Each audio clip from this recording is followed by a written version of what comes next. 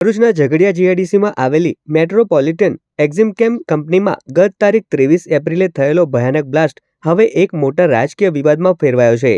આ દુર્ઘટનામાં ગંભીર રીતે દાઝી ગયેલા 15 કામદારો પૈકી રાકેશ વસાવા સહિત 2 કામદારોના કરુણ મોત નીપજ્યા છે, જ્યારે 13 જેટલા શ્રમિકો હજુ પણ જીવન મરણ વચ્ચે ઝૂલા ખાઈ રહ્યા છે। જ્યારે પીડિત પરિવારોને ન્યાય અપાવવા માટે ડેડિયાપાડાના ધારાસભ્ય ચૈતર વસાવા પોતાના સમર્થકો સાથે કંપની પહોંચ્યા હતા, ત્યારે ત્યાં માહોલ એકાએક તંગ બની ગયો હતો।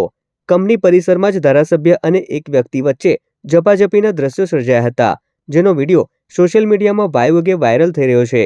આ સમગ્ર ઘટના અંગે મૃતક રાકેશ વસાવાના પરિવારજનોએ કેમેરા સામે આવીને ચોંકાવનારા ખુલાસા કર્યા છે। પરિવારે સ્પષ્ટપણે જણાવ્યું છે કે તેઓએ જ ધારાસભ્ય ચૈત્ર વસાવાને મદદ માટે બોલાવ્યા હતા। ઝઘડિયા જીઆઈડીસીમાં ગુરુવારે સવારમાં 9 વાગે જે આગ ફાટી નીકળી હતી, એની અંદર મારો જમાઈ આગની ઝપેટમાં આવી ગયેલો હતો કે એને સારી ટ્રીટમેન્ટ નથી મળતી, તો હું ખુદ લઈને ગયો।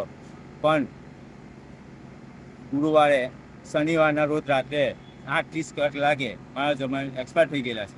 ત્યારનો કંપની પાસે હું ન્યાય માગવા માટે કલવલી રહ્યો હતો, પણ મને ન્યાય માટે કોઈ મારી આગળ આવ્યું ન હતું। માટે મેં ચૈત્રભાઈને ગઈકાલે કોન્ટેક્ટ કરી અને ન્યાય માટે બોલાવેલા છે।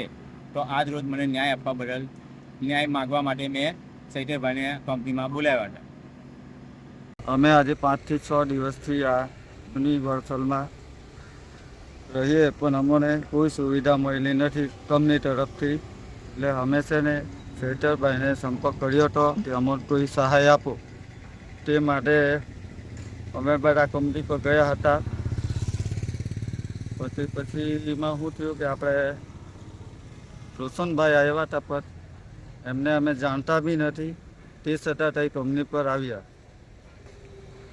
ને તે બોલાચાલી થઈ, એમાં એઓનો ઝઘડો થયો।